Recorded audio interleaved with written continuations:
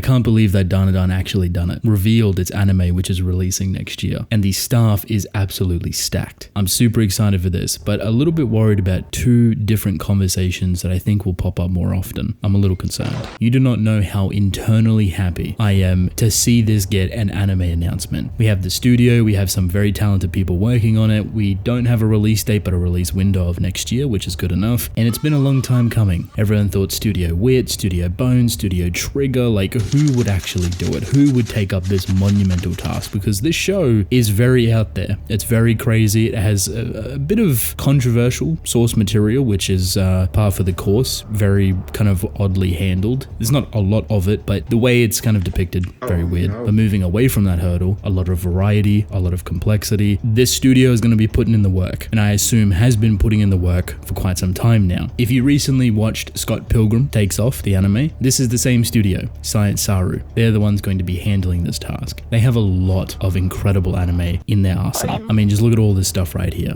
Very beautiful, but some is definitely going to catch your eye. Devilman Crybaby and even Ping Pong the animation. After watching the teaser trailer, you can see exactly kind of the style that they're going for, and it's a lot more colorful. It seems a lot more chaotic. Character designs are very well put together, and everything so far just seems to fit nicely within one another. Now, admittedly, it ain't a long teaser trailer. I did see some people have their issues, their concerns, that it doesn't really look like Dandadan, or the character designs look a little bit weird, this, that, the third, yada yada. I mean, it's pretty early to kind of put super harsh judgment onto it, at least for me. I'm kind of optimistic, but I'm also happy that it's kind of thriving. Like, this announcement has sparked up a lot more conversation than I thought it would, which to me, great thing. This studio with this story, I think, is a key to success. I always thought Dandadan would make for a super compelling, super entertaining anime, and you have a studio that knows exactly what they're doing, that have a lot of history with these types of stories, this type of style, this type of chaoticness, with this color palette, this visual identity that it upholds, and then all of the monsters, creatures, spirits, curses, you name it. Like any kind of weird supernatural thing you can think of, this studio is going to smash it out the park. We do have some information about the types of people that are working for it. The director, Fuga Yamashiro, this is their first solo debut work. So they're not an assistant director, they're not co-working with another person. This is all them. Super monumental moment for their career, and I wish them all the luck. They have worked on, I think, a bunch of really popular things within Science Saru as a assistant director, so them finally having the reins, super happy for them. And for such a story like Dandadan, I think they will do a phenomenal job. Twitter provided some other artists and people working on it. Yoshimichi Kamida, who is the creature designer, and just looking at all these images involved, you can tell they're absolutely going to smash it out of the park. Beautiful artistry here. Like, obviously this is screen grabs of certain moments, but you can tell the style, the amount of energy going into it, and just overall detail and complexity. These monsters, creatures, etc. need that. This person's going to do wonders. Same can be said for the character designer, Naoki Onada. Beautiful work. Just looking through some of their artistry that they've done for other stories as well. Super beautiful. So I expect crisp, clean, very simple looking, but I think this is purposefully done because of the comedic value that's within Dandadan. So you have like a split between very serious designs, very edgy, very over the top, very cool looking, but then you also have the goofy comedic moments that kind of blend easier with each other, that isn't completely derailing the stylistic sense of those characters. That makes sense? For example, think an easier transition between Demon Slayer's serious moments with serious artwork compared to its goofy moments with less serious artwork. That transition in Dandadan should be a little bit smoother. Now, what I'm excited for, and a lot of you will know this name, Kensuke Ushio. This is the music producer. Look at everything that they've worked on. All of the iconic sound design, music production, the wonderful time and effort and creativity that's gone into it. People swear down by this guy. They love him. Now, I didn't really know much about him until people mentioned it for Chainsaw Man, and then I went back and looked at all that other stuff, and I was like, yep, this person knows how to cook. They know exactly what they're doing. For Dandadan, it's gonna sound good, it's gonna feel good, it's gonna look good. Everything just makes me excited. We've got the studio out of the way, the director, some people working on it, designer-wise,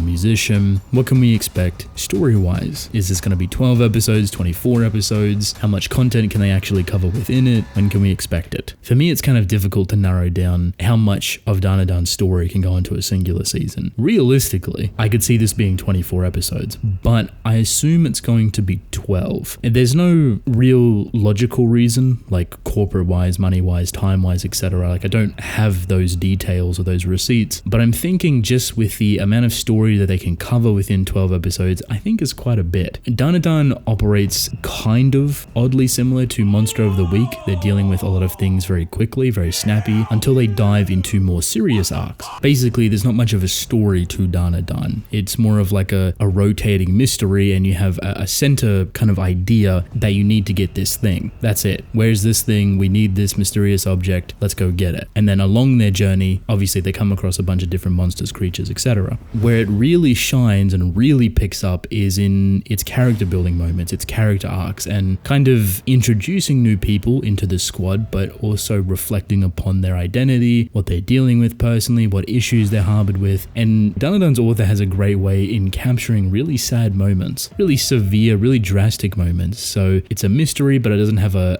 complete guiding story to hold your hand. It's a little bit free in that regard, but it's buffered by its beautiful characters, their stories, and a lot of humor and romance. Like, this is just as much as a romance story as it is a comedy. A lot of people are going to like that. A lot of people are going to dislike that. I expect it to be a pretty interesting conversation that comes up. Well, Dandadan doesn't really have much of a story. They're just chasing after a magical ball. True, it's not going to be up everyone's alley, but you can't downplay the type of character writings or even just the creativity of the monsters and everything that's going into it. I would say it's not very often you get a story like this. I'm happy with 12 episodes. I think it's more comfortable for them to achieve, and it gives them a better idea on where they can start and stop in regards to the arcs within the story. 24 episodes, you get a little bit more hypothetical, a little bit more curveball-y. I don't really know how far they could go. Honestly, they could go probably all the way up to chapter 100. But then again, there's a lot of fights, there's a lot of artwork, there's a lot of creativity involved, and I don't think the animation studio would want to kind of cook every single episode, every single fight for 24 episodes. I think that's a really big task, a really big hurdle, and we want to keep these people healthy. Simple as that. Give them time to cook, and they will cook. They will deliver. I think you can be more confident with 12 episodes, with the amount of fights theoretically that they have to show just within those 12 episodes alone. You add on another 12, there's a bunch more stuff that goes into that. Then it's like, okay, that's a big deal. Unless they've been working on this for the past 3 years, which you never really know. For me, I would love for it to be like a summer anime in the middle of the year, but you could go winter 2024, or 2025 technically, like late into the year. Earliest, however, you could get it at the beginning, which would be nice. We don't know that much information yet, but I assume we're going to get more within December. If you can't already tell, I'm very happy. Bunch of great people, great studio, a story that I absolutely love. I really hope they do it justice, and I think they will. I'm excited for that. The two things, however, that I am concerned about is the constant comparison to Chainsaw Man's anime and how Dandadan does it better, or Chainsaw Man isn't that good because of its color palette, because of the design aspects that they're going for Dandadan. So far, just based off the teaser trailer, people wanted this for Chainsaw Man, which the reason they're even going to put them together in the first place is because the author of Dandadan used to be an assistant for Tatsuki Fujimoto. A lot of that style and identity has been taken from Fujimoto, implemented into Dandadan within that author's own way. There's not straight one-to-one similarities, but you can see that chaotic overdrive that Fujimoto loves to do with part 1 is also very recognizable within Dandadan, within its own vision, of course. People wanted the big flashy colors for Chainsaw Man. Now, personally, I appreciate the approach that Chainsaw Man took. I would have easily loved the whole flashy colors and the different type of creative process for the anime, but I'm happy with the direction they took. You can always argue that it's just muted colors and it's not really vibrant or anything like that, of course, but I did enjoy the slower approach. It felt a lot more grounded, it felt a lot more kind of purposeful, like it had a lot of intention behind it with making specific choices and showing a character this way or the scenery that way, and you can obviously do that with the bubbly colors as well, but I enjoyed it, a lot of people enjoyed it. It's very kind of controversial. However you feel about it, it's entirely up to you. I think that conversation is going to get a lot more annoying though, a lot more kind of detrimental to both parties because you're comparing both parties, when in reality they've been helping each other since the beginning. Fujimoto's been promoting Dandadan for years.